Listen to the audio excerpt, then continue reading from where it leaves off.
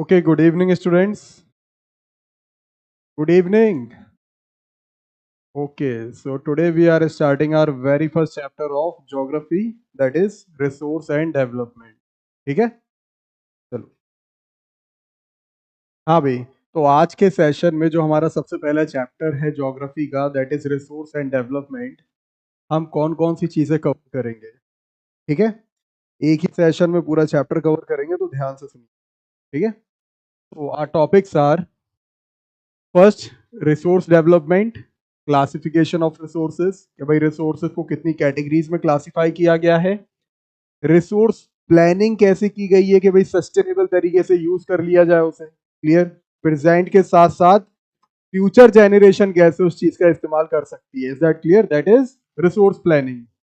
Land resources कौन कौन से हैं? Land use pattern in India, India में भाई क्या पैटर्न है लैंड यूज करने का, दैट इज,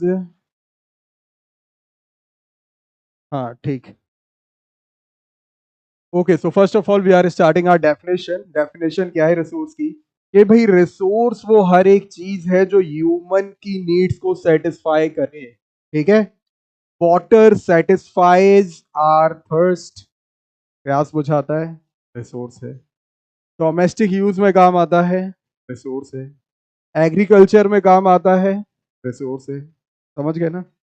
ये भाई इस डेफिनेशन क्या है? Something which can be use to satisfy our needs and is technologically accessible. अगर हम बात करें आयरन ओर, ठीक है, यस, आइए, रिसोर्स है, क्लियर। लेकिन सिर्फ आयरन ओर से क्या हम आयरन की बेंचेस या हैमर बना सकते हैं? नहीं। उसके लिए टेक्नोलॉजी चाहिए भाई। टेक्नोलॉजी एसेसिबल, ठीक है, हम एसेस कर पाए, वो टेक्नोलॉजी होनी चाहिए हमारे पास। इकोनॉमिकली फीसेबल, यानी कि इकोनॉमिकली पॉसिबल, क्लियर है।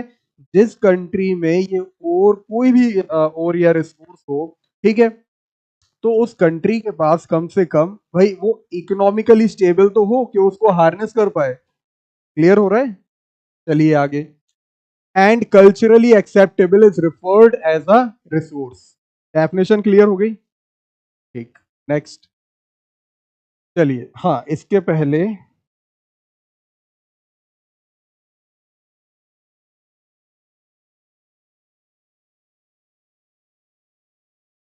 चलिए पहले हम लोग पढ़ते हैं टाइप्स ऑफ रिसोर्स। ठीक है?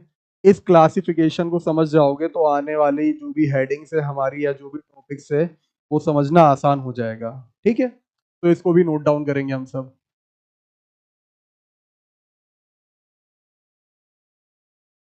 रिसोर्स, ठीक है, there are two type of resource. First is natural, second is man made, और we can say physical. Students, समझ में आ रही है राइटिंग? कोई प्रॉब्लम हो तो बताना, ठीक है? नाउ नेचुरल रिसोर्स भी भाई आगे जाके डिवाइड हो जाता है, ठीक है। एक है renewable, renewable resource and non renewable resource. Yes, ठीक है। पहले इतने पैटर्न को समझेंगे फिर उस मैन मेड पर जाएंगे, ठीक है। नाउ रिन्यूएबल रिसोर्स, अब ये भी भाई आगे जाके डिवाइड हो जाता है, ठीक है। किसमें डिवाइड हो गया ये?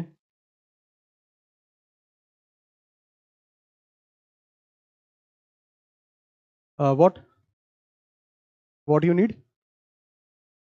राइटिंग थोड़ी इजी लिखें और कर्सिव नहीं लिखें। रिन्यूएबल रिसोर्स, कंटिन्यूअस और फ्लो।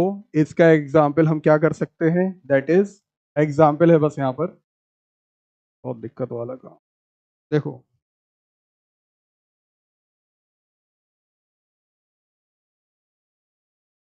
देखो सोलर एनर्जी है, कंटिन्यूअस है। विंड एनर्जी है, कंटिन्यूअस है, ठीक है। दूसरा पार्ट इसका देखो आप। अब ये तीन पार्ट में डिवाइड हो जाएगा जाके। पहला होगा फ्लोरा, दूसरा है फौना, तीसरा जो शायद आपकी बुक में नहीं है but I am telling you, that is human. अच्छा ये कौन बताएगा फ्लोरा और फौना में क्या फर्क है? Flora and fauna. Very good. Flora, ठीक है, ये पूरा प्लांट किंगडम होता है, ठीक है, पूरा प्लांट किंगडम। इसको आप ऐसे सिंबल समझ सकते हो, फ्लावर, FLOWER, फ्लावर। फ्लावर कहाँ लगता है? फ्लावर, फ्लावर कहाँ लगता है भाई? प्लांट में लगता है। FLOWER, फ्लोरा, मतलब we are talking about plants. अब प्लांट्स की बात होगी तो दूसरी चीज फिर आप वाइल्ड लाइफ को ले लो, दैट इज योर फौना, ठीक है। और तीसरा नेचुरल में आता है ह्यूमन। ह्यूमन भी एक रिसोर्स है, आपके इसमें शायद नहीं है, 10th में आ सकता है, बट ह्यूमन भी एक रिसोर्स, ठीक है। तो इतना तो हमारा हो गया रिन्यूएबल। अब आते हैं हम लोग नॉन रिन्यूएबल। बॉय समझ में आ रहा है ना? गुड। नॉन रिन्यूएबल, ठीक है भाई। अब ये भी दो पार्ट में डिवाइड होगा। First is recyclable and second is non recyclable, ठीक है, समझ जाना, शॉर्ट फॉर्म है। अब वो नेचुरल रिसोर्सेज जो भाई रिसाइक्लेबल हैं, हम मेटल का एग्जांपल ले सकते हैं, जैसे कि आयरन, रिसाइकिल कर सकते हो उसे, ठीक है। अब non recyclable that is fossil fuels. Fossil fuels में भाई एक की बात कर ले हम लोग तो कोल की बात कर सकते हैं। एक बार केमिकल एनर्जी उसकी रिलीज हो गई कोल की, आप दोबारा इस्तेमाल कर सकते हो? नहीं कर सकते, ठीक है। इतना सेगमेंट समझ में आ गया नेचुरल रिसोर्स? कोई डाउट है? चलिए, अब हम लोग आते हैं मैन मेड या फिजिकल एनवायरनमेंट पर। बस ये छोटा सा है, इसमें कोई बहुत बड़ी बात नहीं है, ठीक है। ये दो पार्ट में डिवाइड करेंगे हम।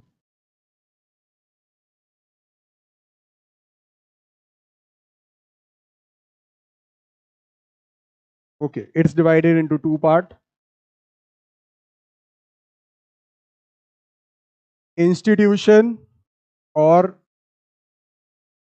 Any structure. देखो इंस्टीट्यूशन भी कई टाइप के हो सकते हैं, government institution, private institution, semi private, semi government institution. समझ में आ रही है? ठीक है। स्ट्रक्चर बिल्डिंग हो सकती है, फ्लैट्स हो सकते हैं, हट हो सकता है, कुछ भी हो सकता है, वो स्ट्रक्चर कहलाएगा। क्लियर है? नेक्स्ट पे आ जाओ। दैट इज क्वालिटी और क्वांटिटी,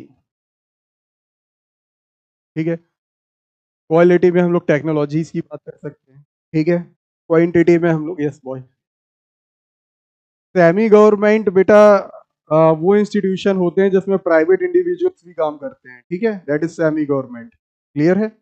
या जो प्राइवेट कंपनीज आप कह सकते हो एडेड हैं, ठीक है, गवर्नमेंट सहायता पहुंचाती है, क्लियर है, semi government. Yes, is this clear all of you? Chart copy करना है? चलो 2 मिनट है आपके पास, जल्दी, क्योंकि हमारा चैप्टर लेंदी है, एक लेक्चर में खत्म करना है, so don't waste your time. कहीं पे कोई डाउट हो तो पूछो और कॉपी इट। राइटिंग समझ में नहीं आए so tell me, I will dictate it, ठीक है, copy it. Yes, where here, institution और स्ट्रक्चर।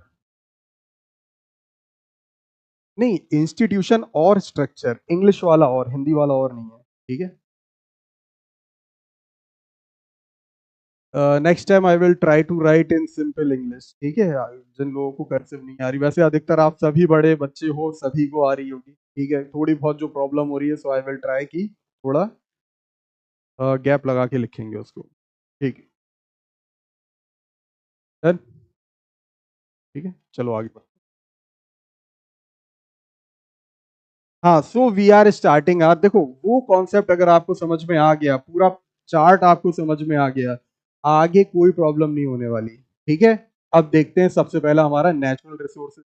तो नेचुरल रिसोर्सेज वो रिसोर्सेज हैं जो भाई are those resources which are created by the nature, ठीक है। और जो हम लोग चार्ट में पढ़ ही चुके, फ्लोरा आया था, फ्लोरा कहाँ पे है?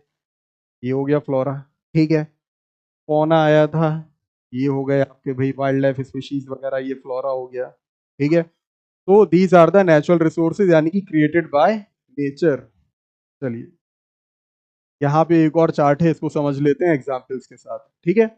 On the basis of exhaustibility, यानी कि यूसेज। चलिए ठीक है, रिन्यूएबल रिसोर्सेज कौन बताएगा? अभी बताया था। Who can give me example of renewable resource? You can gas, gas कर सकते हो बेटा, डरने की बात नहीं है। Metal, glass, glass. ठीक है, बैठो। Anyone else?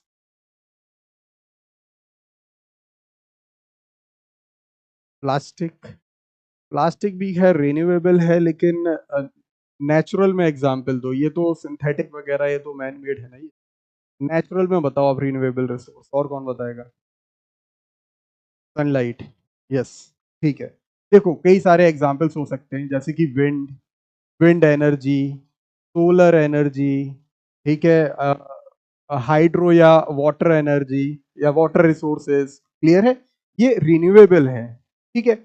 अब आ जाओ नॉन रिन्यूएबल रिसोर्सेज पे, तो यहाँ पे आ जाएंगे फॉसिल फ्यूल्स। ठीक है। फॉसिल फ्यूल्स में जैसे कि कोल, पेट्रोलियम, डीजल।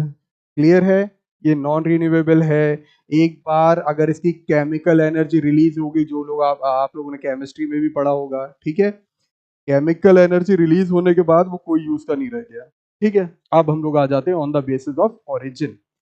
बायोटिक का मतलब है लिविंग। ठीक है। ठीक है।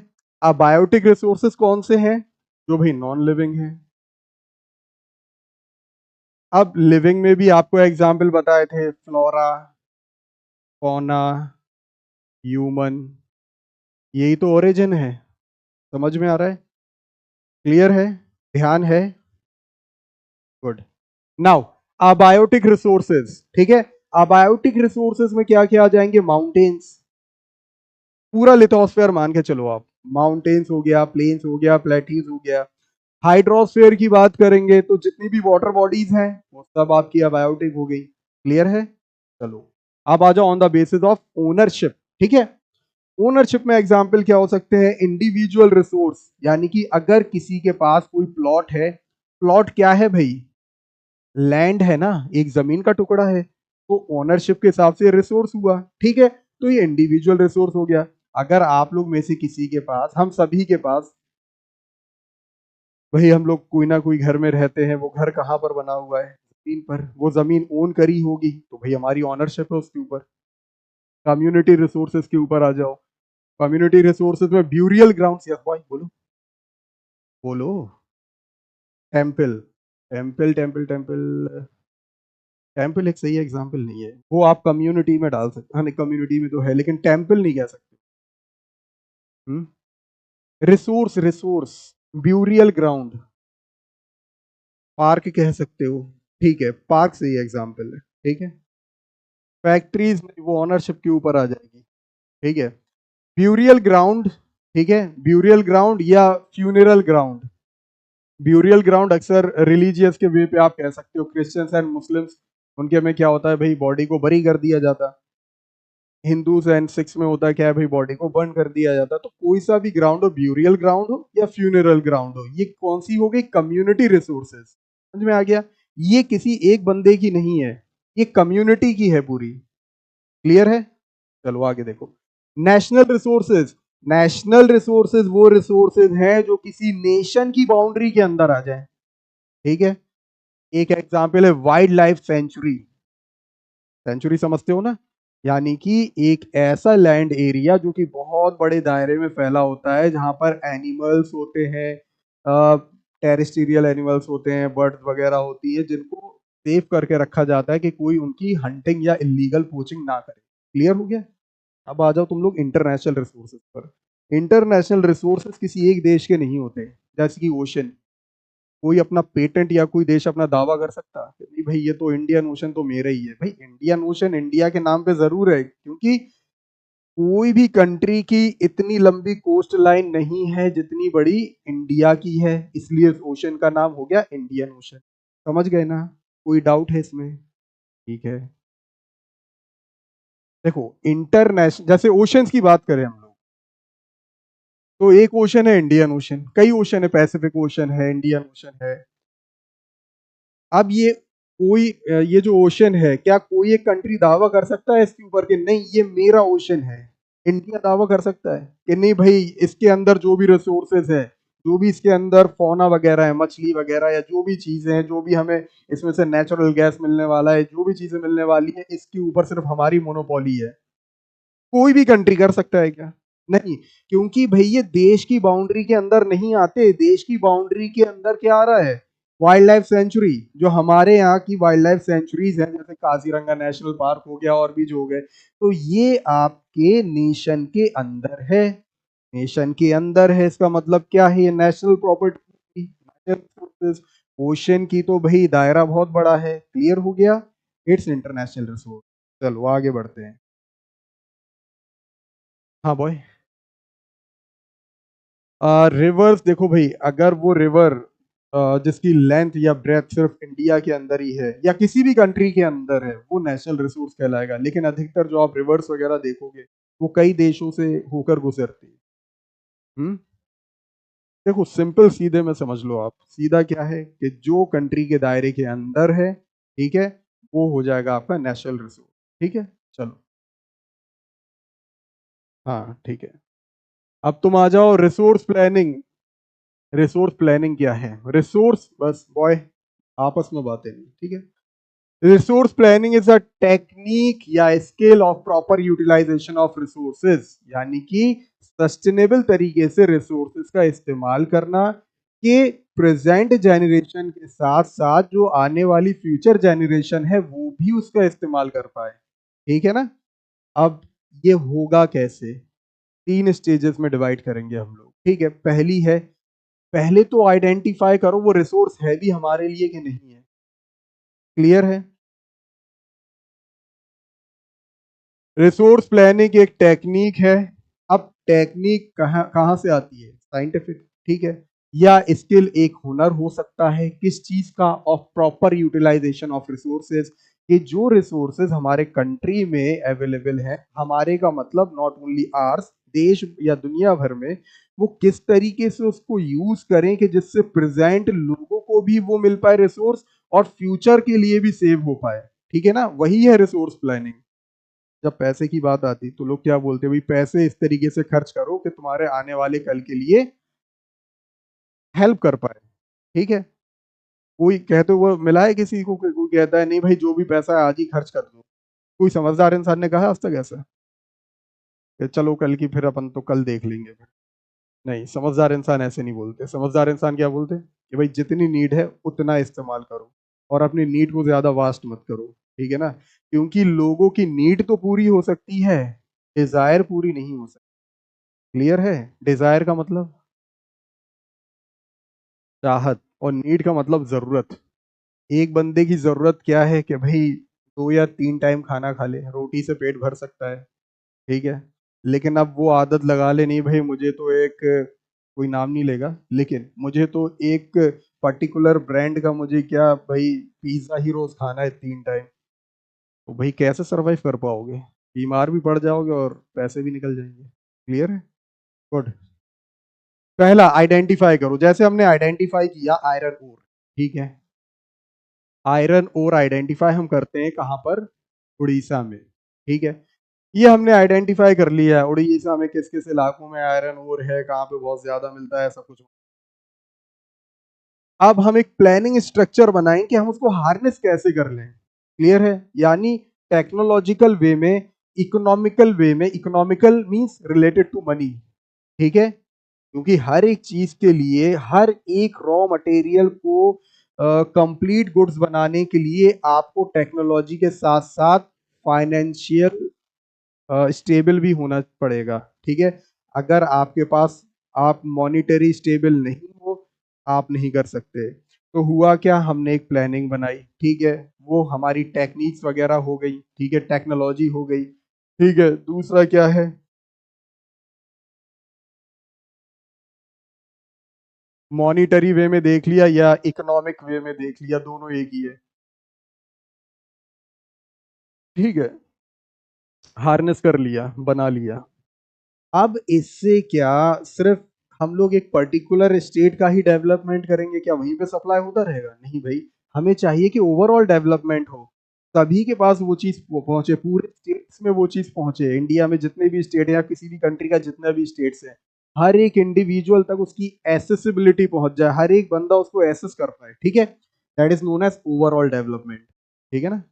चलो आगे बढ़ो। आइडेंटिफाई, पहचानो। समझो उसे, आइडेंटिफाई करो, ठीक है। आयरन ओर नहीं जानते यार, बढ़िया है। Iron ore is a mineral, ठीक है, ये नेचुरल होता है, क्लियर। फिर क्या देखना है ये, तो आपने आइडेंटिफाई, हमने तो एक एग्जाम्पल ले लिया, ठीक है। इसके आप पेट्रोलियम भी लिख सकते थे, जो आपको ठीक लगे। क्लियर हो गया इतना? प्लानिंग स्ट्रक्चर नहीं, एक बार आपने आइडेंटिफाई कर लिया किसी स्टेट में कहाँ कहाँ पर वो रिसोर्स अवेलेबल है, फिर उसके बाद आपको एक प्लानिंग करनी पड़ेगी कि भाई मेरे पास क्या वो टेक्निक अवेलेबल है, अगर अवेलेबल है तो हम कैसे उस टेक्निक से इस चीज को हार्नेस करें। दूसरा, हमारे पास, हम लोग इकोनॉमिकली स्टेबल भी होना चाहिए, क्योंकि we need machinery, we need man power. Is that clear? चलो नेक्स्ट।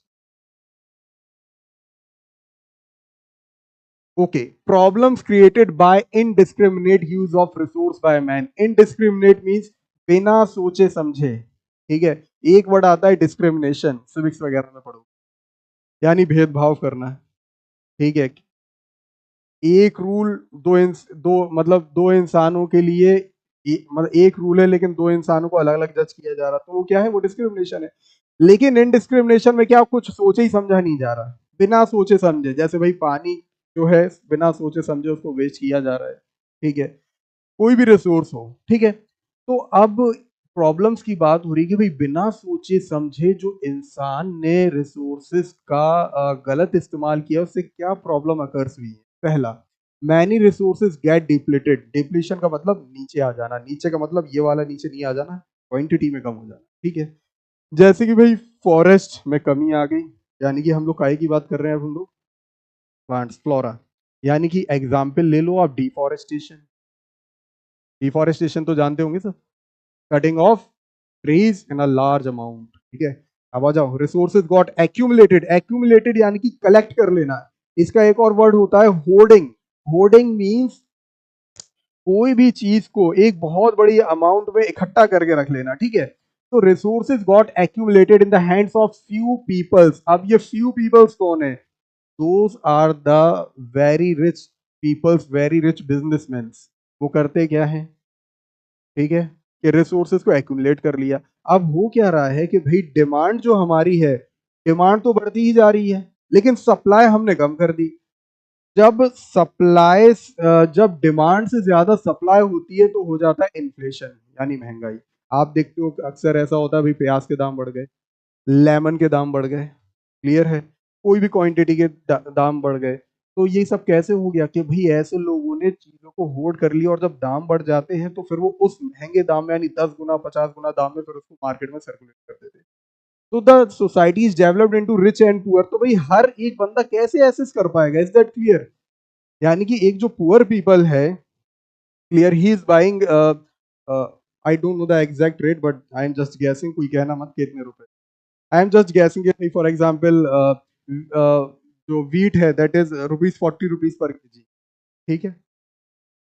अब भाई रुपीज 40 पर केजी, क्लियर, ये उसका चल रहा है 5 डेज, 5 दिन चल रहा है। कितने लोग खा रहे हैं बॉय, रेट मत बताना, हमें पता नहीं है, ऐसे ही बोला, ठीक है। और 4 पीपल्स उसको कंज्यूम कर रहे हैं, ठीक है। ₹40 का लिया, ठीक है, 1 किलो लिया, 5 दिन चला, 4 पीपल्स ने खाया, ठीक है।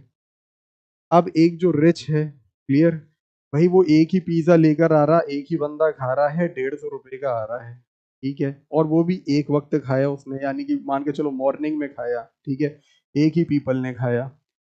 अगर इस वीट का जो रेट है अगर 80 भी हो जाता है, just double, rich can access very easily, he can access ना। But what about that poor person, क्या वो एसेस कर सकता है?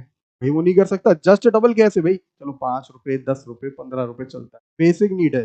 बिना वीट के पेट नहीं भरता है, आप कुछ भी खा लो, कोई भी पिज्जा खा लिया, बर्गर खा लिया आपने, कोई भी जंक फूड आपने खा लिया, लेकिन जो स्ट्रेंथ, जो ताकत वीट में है, रोटी में है, वो किसी और सब्सिट्यूट में नहीं, ठीक है ना।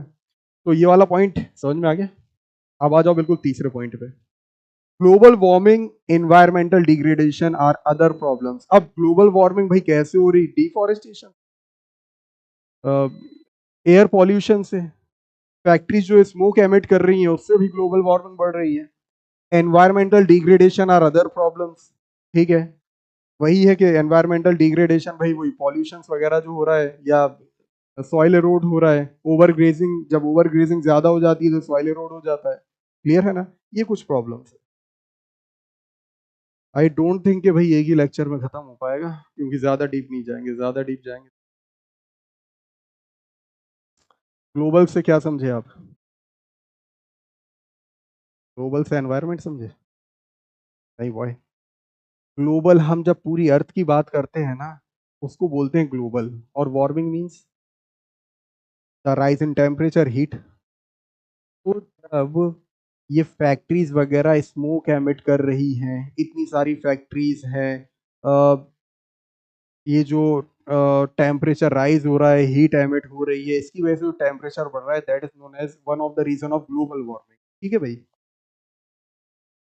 डिग्रेडेशन, ग्रेडेशन का मतलब, ग्रेड किसको बोलते हैं हम लोग?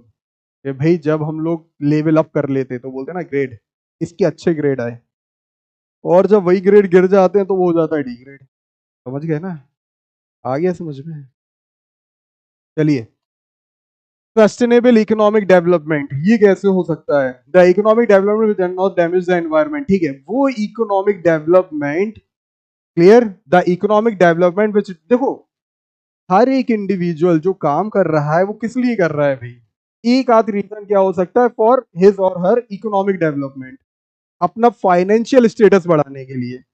ठीक है, कंट्रीज भी चाहती हैं कि भाई उनका जीडीपी बढ़े। क्लियर है?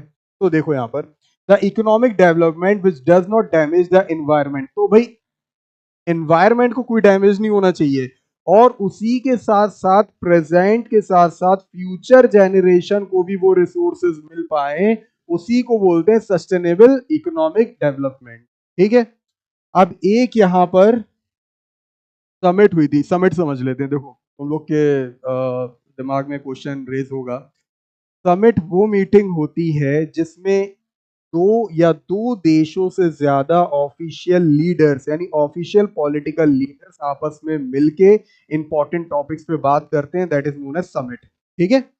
अब एक समिट होती है Rio de Janeiro, that is Brazil, in 1992 में। इस एजेंडे के अंदर 21, ठीक है, एजेंडा 21 होता क्या है कि 179 national government leaders met there and concluded. वहां पर 179 गवर्नमेंट लीडर्स मिलते हैं, और कंक्लूड का मतलब होता है क्या है? नतीजे पर आना। सेंटेंस के हिसाब से मीनिंग बदल सकती है। कंक्लूड का मतलब एंड भी होता है, लेकिन यहाँ कंक्लूड का मतलब होता है रिजल्ट, नतीजा। क्या नतीजे पर आते हैं कि सस्टेनेबल डेवलपमेंट जो है उसको हम अचीव कर सकते हैं bye focusing on economic, social and environmental concern. यानी कि ये कोई बहुत बड़ी बात नहीं है। क्लियर? कि भाई अगर हमें अपना इकोनॉमिक लेवल बढ़ाना है, या अगर यानी कि हम सस्टेनेबल डेवलपमेंट अचीव कर सकते हैं साथ साथ इकोनॉमिक, सोशल और एनवायरमेंटल कंसर्न को अपने दिमाग में लेते हुए। यानी हमारा इकोनॉमिक स्ट्रक्चर भी अपलिफ्ट होगा, सोशल स्ट्रक्चर भी अपलिफ्ट होगा, साथ में एनवायरमेंट को भी कुछ नहीं हो सकता है। तो ये कब हुआ था? 1992 मीटिंग की बात हो रही है यहाँ पर। कितने लोग प्रेजेंट थे? 179 नेशनल गवर्नमेंट लीडर्स। ठीक है। चलो आगे, अब हम लोग आ जाते हैं लैंड रिसोर्स पर। Land is vital, vital means important. ठीक है, इंपॉर्टेंट नेचुरल रिसोर्स। अच्छा, अब इन सबको मिला के आप लिथोस्फेयर बोलोगे। ठीक है। अर्थ का टोटल लिथोस्फेयर कितना है बताइए? लैंड इज 21%, वाटर इज 79%, हो गया 100%। ठीक है। तो ये लेकिन वर्ल्ड का है ये, ठीक है, इंडिया का मत समझना। तो land is vital natural resource, 30% mountains है, 43% वही प्लेन्स है, 27% प्लेट्यूज है। Decreases in the quality of land due to natural and human activities. Land degradation जो आपने पूछा था, ठीक है, लैंड डिग्रेडेशन समझ लो, जैसे बताया कि लैंड की क्वालिटी में गिरावट आ जाना, that is land degradation. 3 reason बताए गए। पहला रीजन है भाई सॉइल इरोजन। सॉइल इरोजन के बहुत सारे रीजन हो सकते हैं, कुछ रीजन यहाँ पे लिख देते हैं। फ्लड, बहुत ज्यादा बरसात होती है तो क्या होता है भाई, top most layer. Soil erosion की डेफिनेशन समझ लो पहले। The removal of top most layer of the soil is called soil erosion, मालूम है ना। तो जब बहुत ज्यादा बरसात हुई क्या हो गया, वो टॉप मोस्ट लेयर जो फर्टाइल लेयर थी ना सॉइल की, वो बह गई, तो सॉइल इरोजन हो गया। फ्लड हो सकता है। दूसरा क्या हो सकता है, ओवर ग्रेजिंग। ओवर ग्रेजिंग का मतलब जब जानवरों को, कैटल्स को हद से ज्यादा चरने के लिए, चरना समझते हो ना, चरना बोलते हैं ग्रेजिंग, ठीक है, जब वो खाती हैं, उससे भी सॉइल इरोजन हो जाता है। चलो ठीक है, अब आगे बढ़े। ठीक। हाँ, दूसरा जो इसी में शामिल है, ओवर ग्रेजिंग। इससे भी लैंड डिग्रेड हो गई, क्योंकि हद से ज्यादा जब कैटल्स वहां पर, क्योंकि कैटल्स की बात करें तो cattles are herbivore. Cattle herbivore ही होती है ना, ओमनीवोर तो नहीं होती, कार्निवोर भी नहीं होती। तो जब वो हर्बीवोर हैं तो भाई सीधी सी बात है, प्लांट्स ही खाएंगी। और हद से ज्यादा जब खाती हैं या उनको जब छोड़ दिया जाता है, क्योंकि not by eating, not only by eating, जब भाई चलेंगी भी तो क्या होगा, वही मिट्टी पैरों में लगेगी, क्लियर होगी ना कहानी। ओवर ग्रेजिंग से भी लैंड डिग्रेडेशन होता है।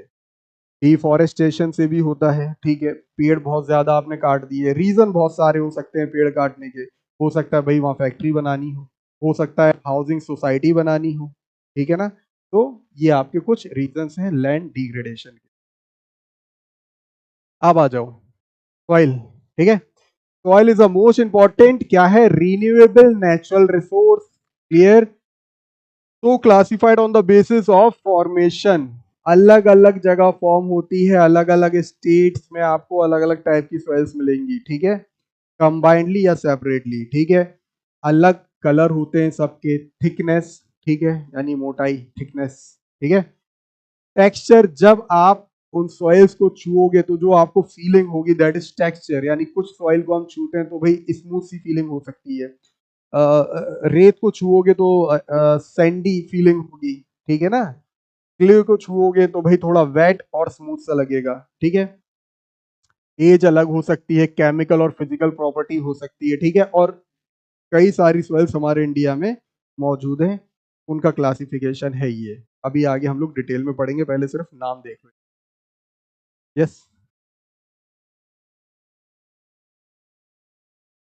जैसे हम लोग बात करें ह्यूमस की, ह्यूमस किसे बोलते हैं, तब तुम्हें एज बताएंगे। यस। तो ये जो डेड एंड डिके मैटर है, क्या एक बार में बन जाता, टाइम लगता है उसको डिकम्पोज होने में, सो एज, क्लियर। चलो, alluvial soil, black soil, red and yellow soil, laterite soil, arid soil जिसे डेजर्ट सॉइल भी कहते हैं, एंड फॉरेस्ट सॉइल, ठीक है। अब इसे डिटेल में देखो। देखो एक चीज अपने दिमाग में रख लो कि भाई देखो ये ज्योग्राफी है, geography is based on facts. अगर आप ये सोच रहे नहीं यार अभी तक तो कोई स्टोरी नहीं आई, अभी तक तो कोई बैकग्राउंड ही नहीं आया, कोई राजा की बात नहीं हुई, किसी मंत्री की बात नहीं हुई, तो ज्योग्राफी में तो नहीं हो सकती।